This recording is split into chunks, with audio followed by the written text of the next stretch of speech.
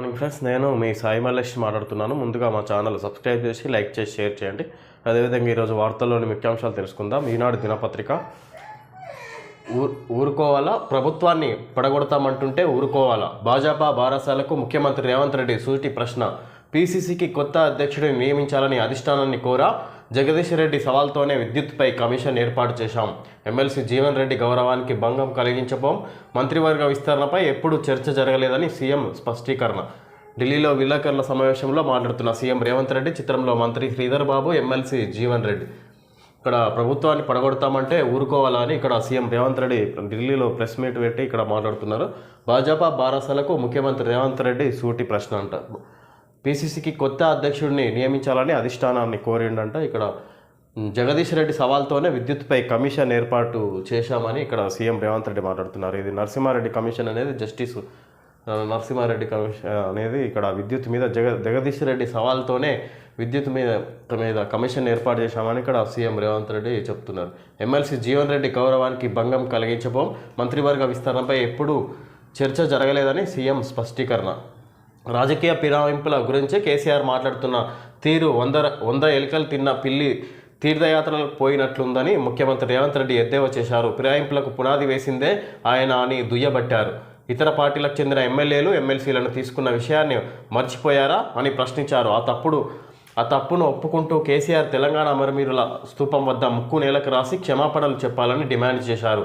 అధికారంలోకి వచ్చిన నెల రోజుల్లోనే కాంగ్రెస్ ప్రభుత్వం పడిపోతుందని, 100 రోజులైనా మనుగడ సాగించదని కేసీఆర్, కేటీఆర్, హరీష్లు ప్రకటించారని, దానికి భాజపా వంతపాడిందని గుర్తు చేశారు. 65 సీట్లతో అధికారంలోకి వచ్చిన మెజారిటీ ప్రభుత్వాన్ని పడగొడతామని బారాసా, భాజపాలు రోడ్ల మీదకి వస్తే ఊరుకోవాలా అని ప్రశ్నించారు. 4 రోజులుగా ఢిల్లీ పర్యటనలో ఉన్న ఆయన గురువారం మధ్యాహ్నం ఇక్కడి 23 తుగ్లక్ రోడ్లోని తన అధికార నివాసంలో మంత్రి శ్రీధర్ బాబు, ఎమ్మెల్సీ జీవన్ రెడ్డిలతో కలిసి విలేకరులతో మాట్లాడారు.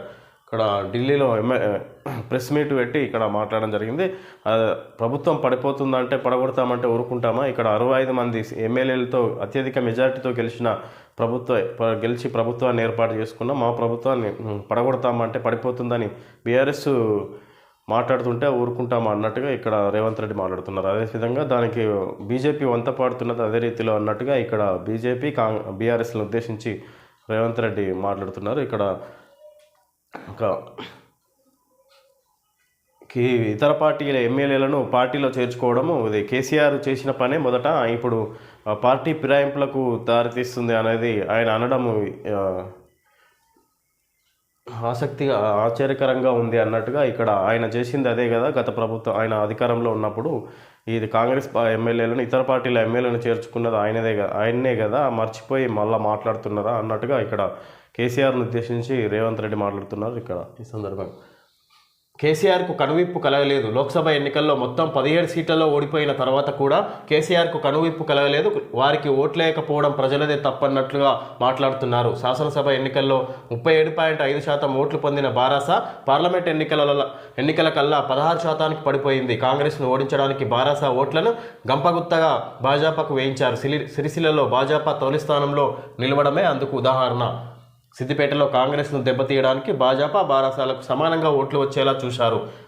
మొన్నటి వరకు గేట్లోకి కూడా రాని అని ఎమ్మెల్యేలను కేసీఆర్ ఇప్పుడు ఇంటికి పిలిపించుకొని ఏం మాట్లాడుతున్నారో తెలియదు, కానీ వాళ్ళు ఆయన్ను నమ్ముతారా? సీఎం రేవంత్ రెడ్డి కేసీఆర్కు కనువిప్పు కలగలేదు. 17 సీట్లు ఓడిపోయిన తర్వాత కూడా కేసీఆర్ కనువిప్పు కలగలేదు. వారికి ఓట్లేకపోవడం ప్రజలదే తప్పన్నట్లుగా మాట్లాడుతున్నారు. శాసనసభ ఎన్నికల్లో 37.5% ఓట్లు పొందిన బారాసా పార్లమెంట్ ఎన్నికల కల్లా 16% పడిపోయింది. కాంగ్రెస్ను ఓడించడానికి బారాసా ఓట్లను గంపగుత్తగా భాజపాకు వేయించారు. ఇంకా కేసీఆర్ తప్పు తెలుసుకోలేకపోతున్నాడు అన్నట్టుగా ఇక్కడ సీఎం రేవంత్ రెడ్డి మాట్లాడుతున్నారు కేసీఆర్ గురించి. ఆయన ఇంకా బీఆర్ఎస్ పార్టీకి ఓట్లేకపోవడం ప్రజలే తప్పన్నట్టుగా ఆయన భావిస్తున్నారని ఇక్కడ రేవంత్ రెడ్డి కేసీఆర్ను ఉద్దేశించి మాట్లాడుతున్నారు. శాసనసభలో 35% ఓటింగ్ మాత్రం పడింది వాళ్ళకు అసెంబ్లీ ఎలక్షన్లో. అదే పార్లమెంట్ ఎలక్షన్లకు ఒకసారికి 16% పడిపోయింది వాళ్ళ ఓటింగ్ పర్సంటేజ్. అయినా కూడా కేసీఆర్కు తెలిసి వస్తలేదు అన్నట్టుగా ఇక్కడ రేవంత్ రెడ్డి మాట్లాడుతున్నారు.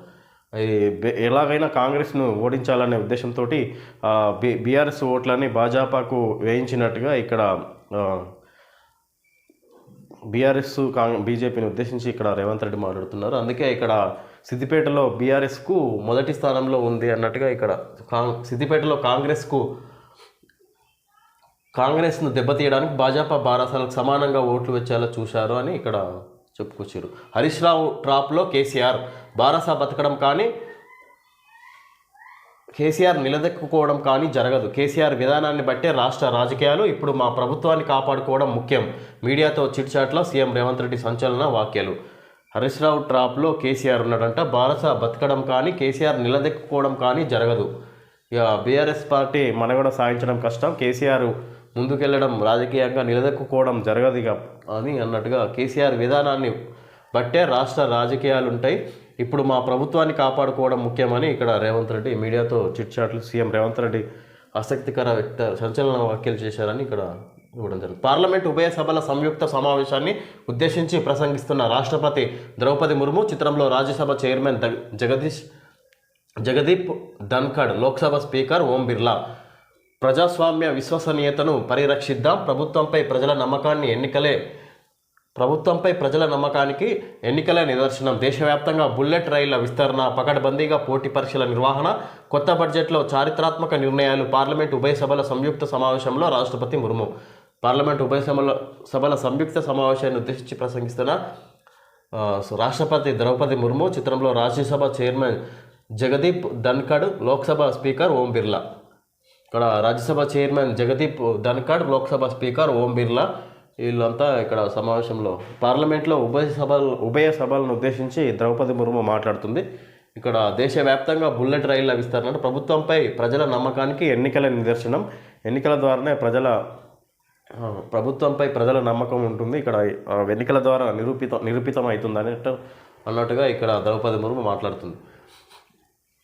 ఇక్కడ కొత్త బడ్జెట్లో చారిత్రాత్మక నిర్ణయాలు అని పకడ్బందీగా పోటీ పరీక్షలు నిర్వహిస్తారని ఇక్కడ ద్రౌపది ముర్ము వచ్చే పోటీ పరీక్షల గురించి మాట్లాడుతున్నారు. దేశ ప్రజలు మన ప్రజాస్వామ్యంపై ఎన్నికల వ్యవస్థపై సంపూర్ణ విశ్వాసాన్ని అన్ని వేళలా వ్యక్తం చేశారని, దీనిని పరిరక్షించుకొని ప్రజాస్వామ్యాన్ని ముందుకు తీసుకువెళ్లాల్సిన అవసరం ఉందని రాష్ట్రపతి ద్రౌపది ముర్ము పేర్కొన్నారు.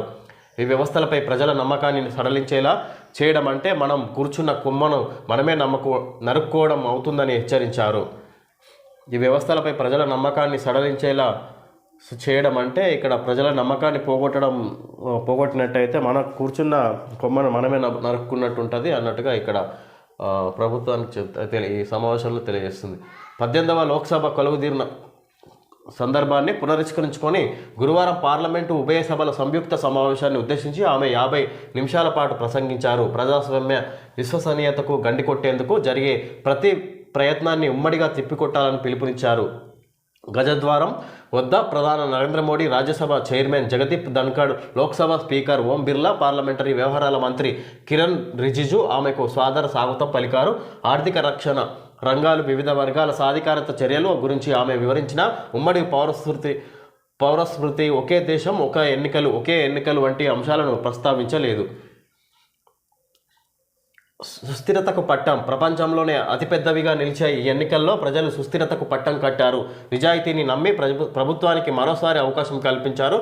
తమ కలల్ని మా ప్రభుత్వం నెరవేరుస్తుందని పూర్తి విశ్వాసం వ్యక్తపరిచారు.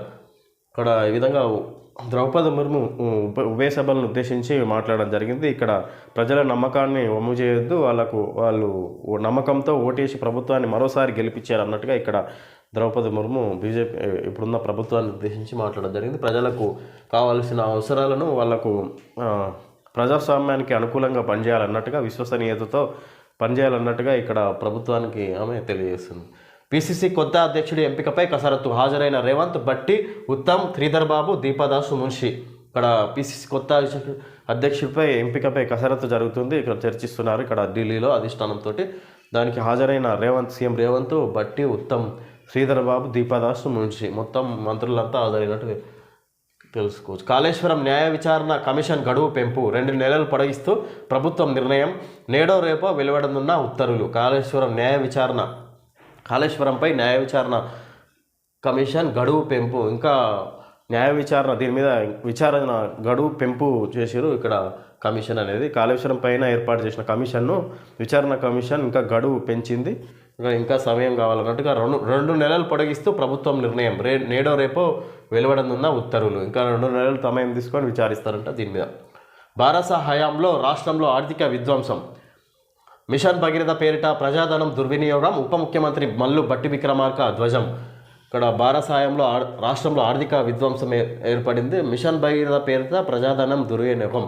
మిషన్ భగీరథ పేరిట ప్రజాధనం దుర్వినియోగం చేసింది బీఆర్ఎస్ ప్రభుత్వం అని ఇక్కడ ఉప ముఖ్యమంత్రి మల్లు భట్టి విక్రమార్క తెలియజేస్తున్నారు. మిషన్ భగీరథ అంటే ఇక్కడ ఇంటింటికి నల్లాలు ఏర్పాటు చేసిన దీనికి ఇక్కడ కృష్ణా వాటర్ అందించినప్పుడు దాని మీద రాష్ట్రంలో ఆర్థిక విధ్వంసం జరిగింది. బడ్జెట్ అనవసర ఖర్చులు చేసిరని ఇక్కడ ప్రజాధనం దుర్వినియోగం చేసిరని ఇక్కడ మల్లు భట్టి విక్రమార్క మాట్లాడుతున్నారు. విలువలు శిఖరం రామోజీ. ఆయన పేరిట అమరావతిలో విజ్ఞాన కేంద్రం, విశాఖలో చిత్రనగరి. ఎన్టీఆర్ రామోజీలకు భారతరత్న సాధించడం మన బాధ్యత. ప్రజాసేవకు పదవులే అక్కర్లేదన్న మహనీయుడు రామోజీరావు. ప్రజా చైతన్యంతో సేవలు అందించవచ్చని నిరూపించిన గొప్ప వ్యక్తి. భయమెరగని జీవితం, సమాజం కోసమే పోరాటం. రామోజీరావు సంస్మరణ సభలో ఏపీ ముఖ్యమంత్రి చంద్రబాబు. నిన్న ఏపీలో రామోజీరావు సంస్మరణ సభ ప్రభుత్వం ఏర్పాటు చేసింది. అక్కడ రామోజీరావును ఉద్దేశించి ఇక్కడ చంద్రబాబు మాట్లాడారు. ప్రజాసేవ చేయడానికి రాజకీయాలు అవసరం లేదు, ప్రజాసేవ పదవులే అక్కర్లేదని ఇక్కడ ఆయన రామోజీరావు నిరూపించుకున్నాడని ఇక్కడ రామోజీరావును ఉద్దేశించి ఇక్కడ ఏపీ ముఖ్యమంత్రి చంద్రబాబు మాట్లాడడం జరుగుతుంది. తెలుగు భాష అంటే రామోజీరావుకు ఎనలేని అభిమానం. తెలుగు జాతి అంటే ఎనలేని ఆప్యాయత. ఆయన ఎప్పుడు తెలుగు జాతి, భారతదేశం బాగుండాలని కోరుకున్నారు చంద్రబాబు. విజయవాడలో నిర్వహించిన రామోజీరావు సంస్మరణ సభలో రాజస్థాన్ పత్రికా ఎడిటర్ గులాబ్ కొఠారి, హిందూ పూర్వ editor in chief N Ram, AP CM Chandrababu, ఉప ముఖ్యమంత్రి Pavan Kalyan, Eenadu MD Kiran, Margadarsi MD Sailaja Kiran, Nara Bhuvaneswari, film city MD Vijayeswari తదితరులు ఇక్కడ సమావేశంలో పాల్గొన్నారని తెలుసుకోవచ్చు. ఇక్కడ నానా ఆశయాలను ముందుకు తీసుకెళ్తాం. నవ్యాంధ్ర రాజధాని అమరావతి ఆయన కళ. ఆ నగర నిర్మాణానికి 10 కోట్ల విరాళం. ఈనాడు ఎండి సిహెచ్ కిరణ్ అని ఇక్కడ రామోజీరావు కుమారుడు అనుకుంటే ఈయన అమరావతి రాజధానిగా పిలువబడే అమరావతి ఏపీలో దాని అభివృద్ధికి 10 కోట్ల విరాళం ఇవ్వబోతున్నారు ప్రభుత్వానికి ఇక్కడ రాజధాని అభివృద్ధికి సంబంధించి. పార్టీ నేతలు కార్యకర్తల సమావేశంలో మాట్లాడుతున్న కేసీఆర్. చిత్రంలో కౌశిక్ రెడ్డి, ప్రశాంత్ రెడ్డి తదితరులు. ఇక్కడ పార్టీ నేతలు కార్యకర్తల సమావేశంలో మాట్లాడుతున్న కేసీఆర్, చిత్రంలో కౌశిక్ రెడ్డి, ప్రశాంత్ రెడ్డి తదితరులు. కాంగ్రెస్ పాలనలో తెలంగాణ దారి తప్పింది. కొంతమంది నాయకులు వెళ్ళిపోతే నష్టమేం లేదు. బారాసాను గద్దెపై కూర్చోబెట్టే రోజు త్వరలోనే వస్తుంది కేసీఆర్. ఇక్కడ కొంతమంది నాయకులు వెళ్ళిపోతే పార్టీకి నష్టమేం లేదు. బారాస గద్దెనెక్కే రోజులు దగ్గరకు వస్తున్నాయని ఇక్కడ కేసీఆర్ మాట్లాడుతున్నారు. గద్దెపై కూర్చోబెట్టే రోజు త్వరలోనే వస్తుందని ఇక్కడ కేసీఆర్ మాట్లాడుతున్నారు. బారాస ప్రభుత్వం ఎంతో కష్టపడి దరికి తెచ్చిన తెలంగాణ రాష్ట్రం కాంగ్రెస్ పాలనలో దారి తప్పిందని మాజీ ముఖ్యమంత్రి కేసీఆర్ వ్యాఖ్యానించారు. కాంగ్రెస్ పార్టీ ఇచ్చిన అలవిగాని హామీలను నమ్మి ప్రజలు మోసపోయారని అన్నారు. ప్రజల్లో చైతన్యం వచ్చి జరిగిన మోసాన్ని గుర్తించి తిరిగి బారాసాను గద్దెపై కూర్చోబెట్టే రోజు త్వరలోనే వస్తుందని పేర్కొన్నారు. గురువారం తనను కలవడానికి సిద్దిపేట జిల్లా ఎర్రవల్లిలోని ఫామ్ హౌస్కు వచ్చిన ఎమ్మెల్యేలు, మాజీ ఎమ్మెల్యేలు, ఆర్మూరు, హుజురాబాద్ నియోజకవర్గాల కార్యకర్తలను ఉద్దేశించి ఆయన మాట్లాడారు. ఇక్కడ ఎర్రవల్లి ఫామ్ హౌస్లో ఉన్న కేసీఆర్ను కలవడానికి ఎమ్మెల్యేలు, మాజీ ఎమ్మెల్యేలు, వివిధ పార్టీ కార్యకర్తలందరూ కలవడానికి వచ్చిన సందర్భంగా ఈ విధంగా ఫామ్ హౌస్లో మాజీ సీఎం కేసీఆర్ మాట్లాడడం జరిగింది. ఇక్కడ కాంగ్రెస్ ప్రజలు మోసపై కాంగ్రెస్కు ఓటేశారు. ఇప్పుడు మోసం గుర్తించి వచ్చే ఎలక్షన్లలో బీఆర్ఎస్ పార్టీని గెలిపిస్తారు, తప్పును తెలుసుకొని అన్నట్టుగా ఇక్కడ కేసీఆర్ మాట్లాడుతున్నారు. కేసీఆర్ పిటిషన్పై విచారణకు హైకోర్టు నిర్ణయం. కేసీఆర్ వేసిన పిటిషన్పై విచారణకు హైకోర్టు నిర్ణయం తీసుకుంది. విచారిస్తుందంట కేసీఆర్ వేసిన పిటిషన్ పైన హైకోర్టు నిర్ణయించుకుందని ఇక్కడ తెలుసుకోవచ్చు. ఫోన్ ట్యాపింగ్ కేసు, నిందితుల బెయిల్ పిటిషన్ల కొట్టివేత. ఫోన్ ట్యాపింగ్ కేసు, నిందితుల బెయిల్ పిటిషన్ల కొట్టివేత. ఇక్కడ ఫోన్ ట్యాపింగ్ కేసులో నిందితులు ఎవరైతే బెయిల్ పిటిషన్ వేసుకున్నారో దాన్ని కొట్టివేసినట్టుగా ఇక్కడ తెలుసుకోవచ్చు. అంటే ఇక్కడ వాళ్ళు ఇంకా రిమాండ్లోనే ఉంటారు అన్నట్టుగా, జైల్లోనే ఉంటారు, ఇంకా దాన్ని తేలే వరకు ఉంటారని మనం తెలుసుకోవచ్చు. Sitarama project phase 1 pump house delivery cistern వద్ద ఎత్తిపోస్తున్న గోదావరి జలాలు.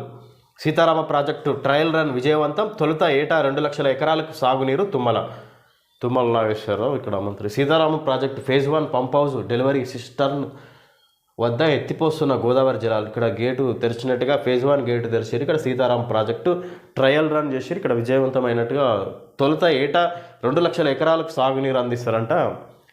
తొలుత ఏటా అంటే ప్రతి సంవత్సరం 2 లక్షల ఎకరాలకు సాగునీరు తుమ్మల నాగేశ్వరరావు మాట్లాడుతున్నారు. పదోన్నతుల పండగ. 18,942 మంది ఉపాధ్యాయులకు ప్రమోషన్లు ఇచ్చిన సర్కారు. రాష్ట్రంలోని ఉపాధ్యాయులకు పదోన్నతుల కళ నెరవేరింది. ఇందుకోసం గత 20 ఏళ్లుగా ఎస్జిటీలు, భాషా పండితులు, పీఈటీలు ఎదురు చూస్తున్నారు. ఈ ప్రక్రియకు అడ్డుగా మారిన చట్టపరమైన వివాదాలను సీఎం రేవంత్ రెడ్డి పరిష్కరించడంతో 18,942 మందికి మేలు జరిగింది. విద్యాశాఖ కూడా సీఎం వద్దే ఉండడంతో దీనిపై ప్రత్యేక దృష్టి సారించారు. హైకోర్టు, సుప్రీంకోర్టులోని చట్టపరమైన అడ్డంకులు తొలగిపోవడంతో పదోన్నతులకు మార్గం సుగమం అయింది. వివాదాలకు తావు లేకుండా పెద్ద సంఖ్యలో మల్టీ జోన్ 1-2 పరిధిలోని ప్రభుత్వ స్థానిక సంస్థల ఉపాధ్యాయులకు మేలు జరిగింది. పదోన్నతుల ప్రక్రియ గురువారంతో ముగిసింది. ఈ ప్రక్రియ ఆన్లైన్లో పారదర్శకతతో పూర్తి చేయడంపై ఉపాధ్యాయ సంఘాలు హర్షం వ్యక్తం చేశాయి.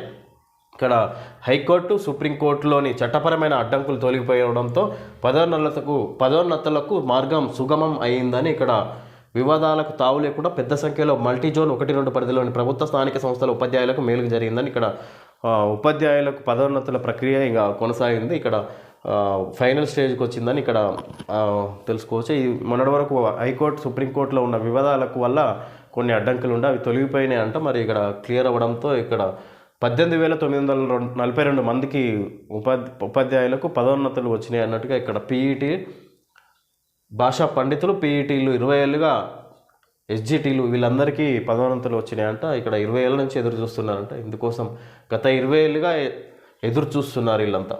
పదోన్నతులు ఇలా: మల్టీ జోన్ 1 ప్రభుత్వ స్థానిక సంస్థలు, ఎస్జిటి నుంచి స్కూల్ అసిస్టెంట్ 10,083, స్కూల్ అసిస్టెంట్ నుంచి ప్రధానోపాధ్యాయులు 1,094, మల్టీజోన్ 2 ఎస్జిటి నుంచి స్కూల్ అసిస్టెంట్ 6,989, స్కూల్ అసిస్టెంట్ నుంచి ప్రధానోపాధ్యాయులు 776. ఇక్కడ జోన్ల వారీగా ఇక్కడ పదోన్నతులు ఇక్కడ తెలుసుకోవచ్చు మనం. రాజ్యాంగ పదవిలోని స్పీకర్ ఆ విధులు నిర్వహించాలి, లేని పక్షంలో హైకోర్టు నిర్ణయం తీసుకోవచ్చు. ఎమ్మెల్యేల అనర్హత పిటిషన్లపై బారాస ఎమ్మెల్యేల తరపు న్యాయవాది వాదనలు. ఇక్కడ రాజ్యాంగ పదవిలోని స్పీకర్ ఆ విధులు నిర్వహించాలి. ఇక్కడ రాజ్యాంగ పదవిలోని ఆ స్పీకర్ ఆ విధులు నిర్వహించాలి, లేని పక్షంలో హైకోర్టు నిర్ణయం తీసుకోవచ్చు. ఎమ్మెల్యేల అనర్హత పిటిషన్లపై బారాస ఎమ్మెల్యేల తరపు న్యాయవాది వాదనలు. ఇక్కడ ఎమ్మెల్యేల అనర్హత పిటిషన్లపై బారాస ఎమ్మెల్యేల తరపు న్యాయవాది వాదనలు అంటే ఇక్కడ స్పీకర్ ఎమ్మెల్యేలు ఎవరైతే పార్టీ మారిరో దానికి వేసిన పిటిషన్కి బీఆర్ఎస్ ఎమ్మెల్యేల తరపు న్యాయవాది ఈ విధంగా మాట్లాడుతున్నారు. ఇక్కడ స్పీకర్ ఆ విధులు నిర్వహించాలంట రాజ్యాంగం, లేకుంటే హైకోర్టు నిర్ణయం తీసుకోవచ్చు అని ఈ విధంగా మాట్లాడు. సింగరేణిని ప్రైవేటీకరించేందుకే తెలంగాణ బొగ్గు గనుల వేలం, ఆ కార్మికులకు బారాస అండగా ఉంటుంది కేటీఆర్. ఇక్కడ సింగరేణిని ప్రైవేటీకరించేందుకే బీజేపీ ప్రయత్నం చేస్తుంది. తెలంగాణ బొగ్గు గనుల వేలం వేస్తుంది ప్రైవేటీకరించడానికి సింగరేణి అని ఉద్దేశంగా ఇక్కడ కేటీఆర్ మాట్లాడుతున్నారు. ఆ కార్మికులకు అండగా బీఆర్ఎస్ ఉంటుందని ఇక్కడ కేటీఆర్ సింగరేణి బొగ్గు గనుల వేలం గురించి మాట్లాడుతున్నారు. ఇక్కడ ప్రైవేటీకరణ చేయడానికే సింగరేణిని తెలంగాణ బొగ్గు గనులను వేలం వేస్తున్నారు అన్నట్టుగా ఇక్కడ కేటీఆర్ మాట్లాడుతున్నారు. వాళ్ళకు అండగా కేటీఆర్ ఉంటారంట మాట్లాడుతున్నారు. ఇది సంగతి. నాకు ఆడుకోవడం టైం లేదు, సారీ నాకు వ్యాయామానికి సమయం లేదు, వామ్మయ్య ఇక ఇప్పుడు వ్యాయామంతో ఆరోగ్యం కాపాడుకుంటా, సారీ ఇక మీకు సమయం లేదు రండి. ఇక్కడ దేశంలో కనీస వ్యాయామం చేయని వారు సగం మంది. రిటైర్డ్ పర్సన్ ఇక్కడ యమధర్మరాజు, సారీ ఇక మీకు సమయం లేదు రండి అని ఇక్కడ మాకిరెడ్డి ఇక్కడ ఇది సంగతిలో ఇవ్వడం జరిగింది. ఇక్కడ సర్వేలో తెలిసింది మన వ్యాయామం చేయక భారతదేశంలో సగం మంది వ్యాయామం చేయట్లేదని ఇక్కడ సర్వేలో WHO వరల్డ్ హెల్త్ ఆర్గనైజేషన్ సర్వేలో తెలిసిందన్నట్టుగా ఇక్కడ తెలుసుకోవచ్చు. ఇక్కడ మన దేశం వ్యాయామం చేయని వారిలో 12వ స్థానంలో ఉంది అన్నట్టుగా ప్రపంచంలో అని ఇక్కడ దానికి సంబంధించి ఇక్కడ ఇది సంగతిలో ఇవ్వడం జరిగింది.